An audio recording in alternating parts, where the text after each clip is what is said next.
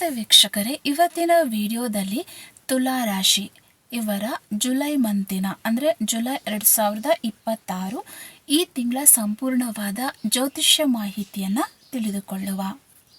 ತುಲಾ ರಾಶಿಯವರಿಗೆ ನಿಮ್ಮ ರಾಶ್ಯಾಧಿಪತಿಯಾದ ಶುಕ್ರ, ಬುಧ ದಶಮ ಭಾವದಲ್ಲಿ ಉಚ್ಚ ಸ್ಥಾನದಲ್ಲಿರುವಂತಹ ಗುರುಗ್ರಹದ ಪ್ರಭಾವದಿಂದ ವೃತ್ತಿ ಮತ್ತು ಆರ್ಥಿಕ ಜೀವನದಲ್ಲಿ ಅತ್ಯುತ್ತಮವಾದ ಯೋಗಗಳನ್ನು ಸೃಷ್ಟಿ ಮಾಡ್ತಾರೆ.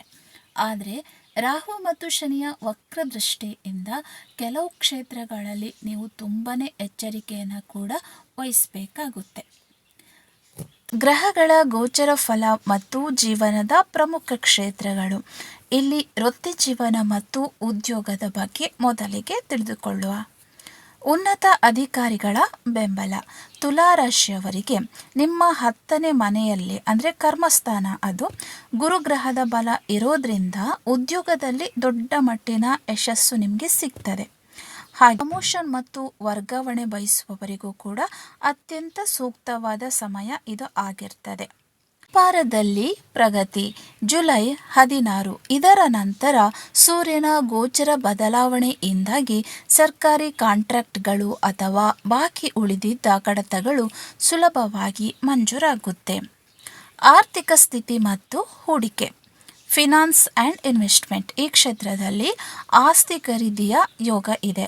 ಶುಕ್ರ ಮತ್ತು ಗುರುವಿನ ಶುಭ ದೃಷ್ಟಿ 4ನೇ ಮನೆಯ ಮೇಲಿರೋದ್ರಿಂದ ಹೊಸ ಮನೆ, ಜಮೀನು ಅಥವಾ ವಾಹನ ಖರೀದಿಸುವ ಬಲವಾದ ಯೋಗ ನಿಮಗೆ ಇರ್ತದೆ. ಅನಿರೀಕ್ಷಿತ ಧನಲಾಭ.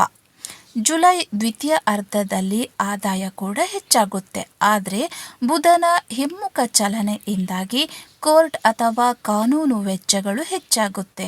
ಹಾಗಾಗಿ ಅನಗತ್ಯ ಖರ್ಚುಗಳನ್ನು ನಿಯಂತ್ರಿಸಬೇಕಾಗುತ್ತೆ.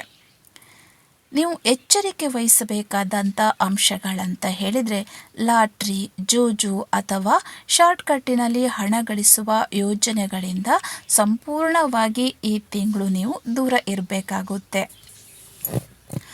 ಆರೋಗ್ಯ ಮತ್ತು ದೈಹಿಕ ಸ್ಥಿತಿ. ದೈಹಿಕವಾಗಿ ನೀವು ತುಂಬಾ ಜಾಗ್ರತೆಯನ್ನು ವಹಿಸ್ಕೊಳ್ಬೇಕು. 8ನೇ ಮನೆಯಲ್ಲಿ ಮಂಗಳ ಮತ್ತು 6ನೇ ಮನೆಯಲ್ಲಿ ಶನಿ ಇರೋದ್ರಿಂದ ಹೊಟ್ಟೆಗೆ ಸಂಬಂಧಪಟ್ಟಂತಹ ಸಮಸ್ಯೆಗಳು ನಿಮಗೆ ಕಾಣ್ತದೆ. ಅದು ಗ್ಯಾಸ್ಟ್ರಿಕ್ ಆಗಿರ್ಬೋದು, ಅಜೀರ್ಣ ಆಗಿರಬಹುದು, ಸಣ್ಣ ಪುಟ್ಟದಾದಂತಹ ಈ ರೀತಿಯಾದಂತಹ ನಿಮಗೆ ಗೋಚರಗಳು ಕಾಣಿಸ್ತದೆ. ಹಾಗೆ ಕಾಲಿನ ನೋವು ಅಥವಾ ಹಲ್ಲಿನ ಸಮಸ್ಯೆಗಳು ಕೂಡ ಉದ್ಭವಿಸಬಹುದು. ಹಾಗಾಗಿ ನೀವು ಸ್ವಲ್ಪ ಜಾಗ್ರತೆಯಿಂದ ಇರಬೇಕಾಗತ್ತೆ. ಮಾನಸಿಕ ಶಾಂತಿ. ಕೆಲಸದ ಒತ್ತಡದಿಂದಾಗಿ ತಿಂಗಳ ಮಧ್ಯಭಾಗದಲ್ಲಿ ತುಂಬ ನಿದ್ರಾಹೀನತೆ ಉಂಟಾಗಬಹುದು. ದಿನನಿತ್ಯ ನೀವು ಯೋಗ ಅಥವಾ ಧ್ಯಾನ ಮಾಡುವಂಥದ್ದು, ಇದರಿಂದ ನಿಮ್ಮ ಮಾನಸಿಕ ಶಾಂತಿಯನ್ನು ಕಾಪಾಡಿಕೊಳ್ಬೇಕಾಗುತ್ತೆ. ಇನ್ನು ಕೌಟುಂಬಿಕ ಮತ್ತು ಪ್ರೇಮ ಜೀವನವನ್ನು ನೋಡುವ. ಕುಟುಂಬದ ಸ್ಥಾನದ ಮೇಲೆ ಮಂಗಳನ ದೃಷ್ಟಿ ಇರ್ತದೆ. ಸಣ್ಣ ವಿಷಯಗಳಿಗೂ ಕೂಡ ಕೋಪ ಬರ್ತದೆ.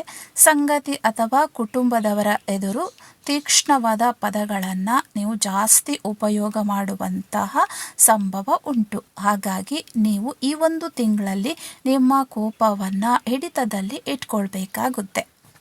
ಇನ್ನು ಕನ್ಯಾ ಅಥವಾ ಸಿಂಹ ರಾಶಿಯಲ್ಲಿ ಶುಕ್ರನ ಬದಲಾವಣೆಯಿಂದಾಗಿ ಅವಿವಾಹಿತರಿಗೆ ಕಂಕಣ ಭಾಗ್ಯ ಕೂಡ ಕೂಡಿ ಬರ್ತದೆ ಮತ್ತು ಮನೆಯವರ ಒಪ್ಪಿಗೆ ಕೂಡ ಸಿಗ್ತದೆ. ತುಲಾ ರಾಶಿಯವರಿಗೆ ಈ ತಿಂಗಳಲ್ಲಿ ಅದೃಷ್ಟ ತರುವಂತಹ ದಿನಾಂಕಗಳನ್ನು ನೋಡೋಣ. ಜುಲೈ 9, 10, 15, 16, 21, 22, 23, 24 ಮತ್ತು 26 ಈ ದಿನಾಂಕಗಳಲ್ಲಿ ನೀವು ಯಾವುದೇ ರೀತಿಯ ಹೊಸ ಒಪ್ಪಂದ, ಹೂಡಿಕೆ, ಶುಭ ಕಾರ್ಯಕ್ರಮಗಳಿಗೆ ಈ ಒಂದು ದಿನಾಂಕವನ್ನು ನೀವು ಇಟ್ಕೊಳ್ಬಹುದು. ಇನ್ನು ಎಚ್ಚರಿಕೆಯ ದಿನಾಂಕಗಳನ್ನು ನೋಡೋಣ. ಜುಲೈ 11, 12, 19, 20, 29 ಮತ್ತು 30 ಈ ದಿನಗಳಲ್ಲಿ ಮಾನಸಿಕ ಗೊಂದಲಗಳು ತುಂಬ ಜಾಸ್ತಿ ಇರುತ್ತದೆ. ಆದ್ದರಿಂದ ಈ ದಿನಾಂಕಗಳಲ್ಲಿ ಯಾವುದೇ ರೀತಿಯಾದಂತಹ ದೊಡ್ಡ ದೊಡ್ಡ ನಿರ್ಧಾರಗಳನ್ನು ತೆಗೆದುಕೊಳ್ಳೋದಕ್ಕೆ ಹೋಗಬೇಡಿ.